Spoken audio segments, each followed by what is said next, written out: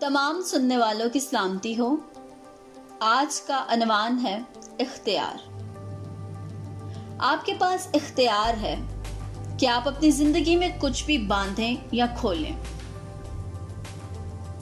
कैसी उम्दा बात है कि आप इख्तियार रखते हैं। खुदा का कलाम मती रसूल की मार्फत लिखी गई अंजील मुक़द्दस उसके 18वें बाब की 18वीं आयत में फरमाता है, मैं तुमसे सच कहता हूं कि जो कुछ तुम जमीन पर बांधोगे वो आसमान पर बंधेगा, और जो कुछ तुम जमीन पर खोलोगे वो आसमान पर खुलेगा। आमीन। अगर आपको ये लगता है कि आप ईमान में कमजोर हैं तो किसी ऐसे दोस्त को बुलाएं जो यीशु मसीह पर ईमान रखता हो। तब इससे अगली आयत यानी कि आयत नंबर 19वीं पर काम करना शुरू करें। यहाँ मरकूम है कि फिर मैं तुमसे कहता हूं, अगर तुम में से दो शख्स जमीन पर किसी बात के लिए जिसे वो चाहते हो इत्तेफाक करें, और वो मेरे बाप की तरफ से जो आसमान पर है उनके लिए हो जाएगी। आमीन। चाहे वो बीमारी हो या किसी किस्म की मायूसी, तकलीफ हो या जंग हो, लड़ाई हो या फिर गुर्बत, अगर आप उसको बांधने का इरादा कर चुके हैं तो आसमानी कुव्वतें आपकी हदायत की मुंतज़िर हैं। इख्तियार के साथ आप अपनी गुर्बत से कह सकते हैं, ऐ गुर्बत, मेरा तुझसे कोई वास्ता नहीं, मुझसे दूर हो। आप अपने कैंसर से कह सकते हैं, ऐ कैंसर, मैं यीशु के नाम में तुझे हुक्म देता हूं और बांधता हूं, मेरे जिस्म से दूर रह और कभी वापस ना आ। अपनी हर तरह की बीमारी से कहें, मेरा जिस्म रूहुल कुद्स का मक़दस है, इसलिए मैं तुझे हुक्म देता हूं कि मेरे जिस्म से निकल, और मैं यीशु के नाम में तुझे बांधता हूं। आप देखना शुरू करेंगे कि बीमारी आपके जिस्म से निकलना शुरू हो गई है। आपके पास अपने खानदान में इत्मीनान हासिल करने की कुंजी है। अपनी अज़दवाजी जिंदगी को खुशहाल बनाने की कुंजी है। इस कुंजी को अक्लमंदी से इस्तेमाल करें। जब आप दुआ करें तो दिलेरी से कहें, मैं अपनी जिंदगी में खुशहाली को दावत देता हूं। मैं अपने दिल में इत्मीनान और सुकून को दावत देता हूं। मेरे माली हालात यीशु के नाम में खुशहाल हों।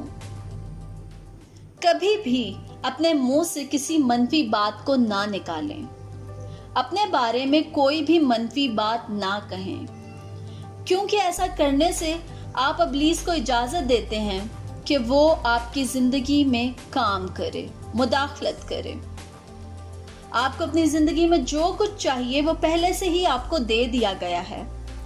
आपके पास उसकी कुंजी है, चाहे तो उसे बांधें या फिर खोलें। अगर शैतान ने आपके बच्चों को तंग कर रखा है, या आपके शौहर या आपकी बीवी की जिंदगी में वो काम कर रहा है, तो इख्तियार के साथ उसे कहें, मैं यीशु मसीह नासरी के नाम में तुझे हुक्म देता हूं, इनकी जिंदगी से निकल जा। डरें और घबराएं नहीं, क्योंकि जो भी हथियार आपके खिलाफ बनाया गया है वो काम ना आएगा।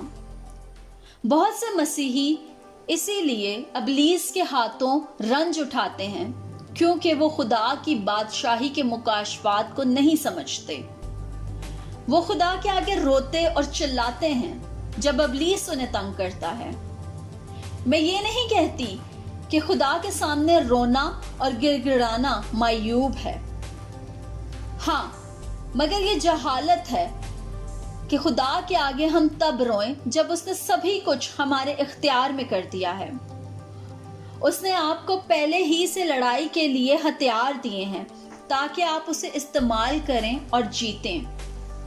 अपने मुंह को इस्तेमाल करें, एक सिपाही की तरह लड़ें, क्योंकि आप खुदा के सिपाही हैं। इसलिए डरने की जरूरत नहीं है। अपने इख्तियार को यीशु के नाम में इस्तेमाल करना शुरू करें। आप अपनी जिंदगी में मुस्बत तब्दीली को देखेंगे।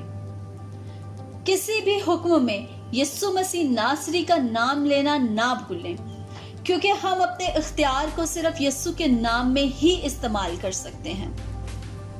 کہیے کہ میں یسوع کے نام میں حکم دیتا ہوں کہ میرے ملک میں خوشحالی آئے۔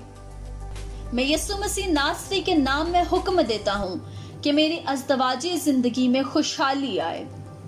میں یسوع کے نام میں اپنے مالی حالات کو بہتر ہو جانے کا حکم دیتا ہوں۔ میں یسوع کے نام میں اپنی زندگی کے ہر حصے میں خوشحالی چاہتا ہوں۔ میری منسٹری یسوع کے نام میں بڑھے، میرا کاروبار یسوع کے نام میں ترقی کرے۔ میں ہر چیز پر برکت چاہتا ہوں اور حکم کرتا ہوں کہ جس کام کو میں چھوں اس میں برکت ہو۔ آج ہی کہنا شروع کیجیے کہ مجھ میں خدا کی دی ہوئی زندگی ہے، مجھ میں خدا کا پاک روح ہے، میں جو کچھ کہتا ہوں وہ ہو جاتا ہے۔ ایسا کرنے سے ہم خدا کا کلام بولتے ہیں، ہم خدا کے الفاظ بولتے ہیں، وہ خدا کے کلام میں قدرت پائی جاتی ہے اور یہ قدرت ہمارے لیے ہر کام ممکن کر دیتی ہے۔ آمین۔ یسوع کے نام میں آپ سب سننے والوں پر برکت ہو۔ خدا کا کلام سنتے رہیے اور اپنی زندگی میں اسے کام کرنے دیجیے۔ مثبت نتائج آپ کے منتظر ہیں۔ شکریہ۔